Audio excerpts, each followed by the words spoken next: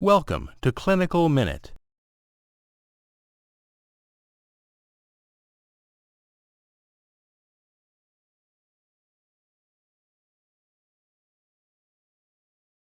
Carolyn Lewis is a certified nurse midwife in a hospital-affiliated women's health practice. Susan is a 42-year-old Grava 3 Para 2 grade school teacher who lives with her husband and 2 children. Carolyn delivered both of her children, the youngest of whom is 20 months old. Susan presents for her annual exam with a complaint of increased menstrual bleeding over the past year. She now needs to use 2 superabsorbent tampons, which she must change every 2 hours, plus an adult diaper at night. The amount and duration of bleeding interferes with daily activities, parenting responsibilities, and sexual activity. She reports that many women in her family have had heavy periods, and she thought it was normal to be bleeding the way they did. She does not desire more children and uses condoms, although this has been difficult with the increased flow, and she worries about getting pregnant again. Her last menstrual period began 10 days ago and lasted 7 days. Carolyn reviews Susan's medical and family history, medication use, menstrual history, and smoking status. Susan reports that she takes multivitamins and calcium supplements, but no other medication. She has no significant medical or family history and no history of prolonged bleeding with procedures. She denies smoking. Clinicians should consider possible underlying causes for heavy menstrual bleeding. The differential diagnosis should include coagulopathy, endometrial lesion, fibroid or polyps, and chronic anovulation. In addition, cervical dysplasia, sexually transmitted infections, and pregnancy could cause abnormal bleeding, spotting, or postcoital bleeding and should be considered. To evaluate possible underlying causes of heavy menstrual bleeding, the clinician should obtain a menstrual history and a bleeding history. Depending on the clinical scenario, the clinician should consider obtaining an endometrial biopsy, a vaginal ultrasound, and/or a sonohystogram. Obtaining a menstrual history is key to rule out an underlying cause of heavy menstrual bleeding. Heavy menstrual bleeding is classically defined as a loss of more than 80 milliliters of blood per cycle. However, a clinically applicable definition is based on questions such as, how many pads or tampons do you use each day? How often do you need to change your pad or tampon? And do you use extra protection, for example adult diapers, at night? These questions can help assess the degree of bleeding.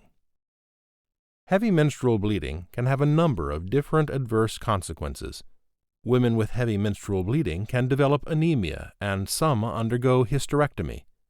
In addition to its physical effects, heavy menstrual bleeding can have an adverse impact on work, physical activity, and sexual relationships.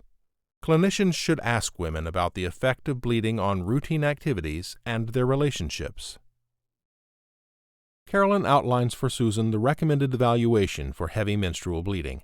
She also describes the various contraception options, including long-acting reversible contraception, and dispels myths about intrauterine contraception, or IUC.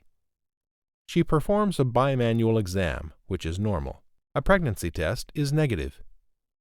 Carolyn prescribes the contraceptive patch as bridge contraception, pending the results of the evaluation. 2 days later, a complete blood count and thyroid function tests return and are normal. A transvaginal ultrasound conducted a week later shows no abnormalities. During a follow-up phone conversation 10 days after the visit, Carolyn assures Susan that the evaluation revealed no underlying causes for the heavy bleeding. Susan tells Carolyn she would like a treatment to reduce the bleeding and would like contraception she can forget about. Carolyn suggests LARC implants, or IUC, or permanent sterilization. Susan says she is not ready for permanent sterilization. She's interested in IUC but has some concerns. She asks, "Don't IUDs cause some sort of infection? I don't want any more problems." Carolyn also mentions other alternatives for treating heavy menstrual bleeding, such as tranexamic acid and ablation. She takes a moment to communicate some key counseling messages about IUC. She tells Susan that intrauterine contraception does not cause infection, and if an infection developed, it can be treated without removing the IUC.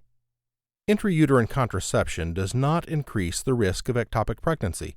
It can be used by women who have previously had an ectopic pregnancy. Intrauterine contraception is extremely effective at preventing pregnancy. It prevents pregnancy by preventing fertilization. Fertility rapidly returns after removal of intrauterine contraception.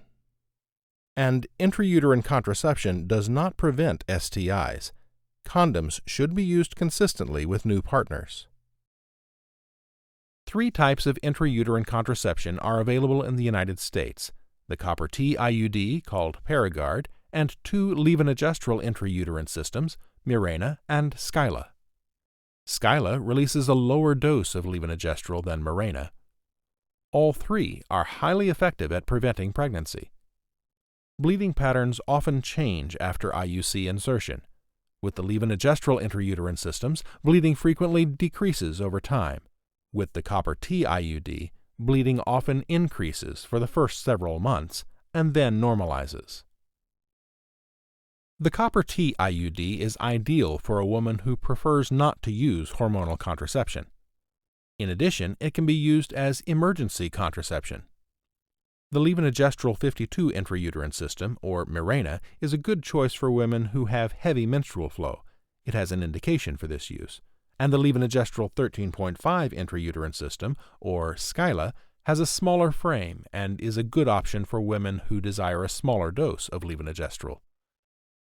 Skyla does not have an indication for the treatment of heavy menstrual bleeding. Carolyn suggests the levonorgestrel 52 intrauterine system for Susan. Susan makes an appointment to return in 2 weeks for insertion. She is instructed to continue using the contraceptive patch and to take ibuprofen before the procedure. Intrauterine contraception can be inserted at any time during the menstrual cycle if the provider is reasonably certain the woman is not pregnant. Depending on the timing of insertion, bridge contraception may be needed, with oral contraceptives, the contraceptive patch, or the vaginal ring. The insertion proceeds smoothly. Carolyn tells Susan she should contact her for increasing pain or bleeding, as these could be a sign of possible expulsion, pregnancy, or infection. At a follow-up visit 6 weeks later, Carolyn confirms correct placement and asks about any concerns. The levonorgestrel 52 intrauterine system, or LNG 52 IUS, has an FDA-approved indication for the treatment of heavy menstrual bleeding for women who choose to use intrauterine contraception as their method of contraception. Candidates for the LNG 52 IUS include women who request less menstrual flow, women with dysmenorrhea, and women with dysfunctional uterine bleeding who also need contraception. These are the Category 4 contraindications for IUC according to the U.S. medical eligibility criteria for contraceptive use. They differ somewhat from the manufacturer's package insert. Conditions assigned to Category 4 are those that represent an unacceptable health risk if the contraceptive method is used. For more information, see these criteria at the website shown. Researchers in Finland conducted a randomized trial of women referred to 5 university hospitals for treatment of menorrhagia. The women were randomly assigned to either immediate hysterectomy or insertion of the LNG 52 IUS. After 12 months, 20% of women in the LNG IUS group had undergone hysterectomy, and 68% continued to use the LNG IUS. Women in both groups reported a significant improvement in health-related quality of life. At her well-woman visit 1 year later, Susan reports that for the first 6 months bleeding was irregular with some spotting, but in the past few months she's had regular flow that is much lighter than previously. With the reduction in bleeding, she reports a noticeable improvement in her ability to perform daily activities without interruption to change tampons, and greater satisfaction in her sexual relationship with her husband.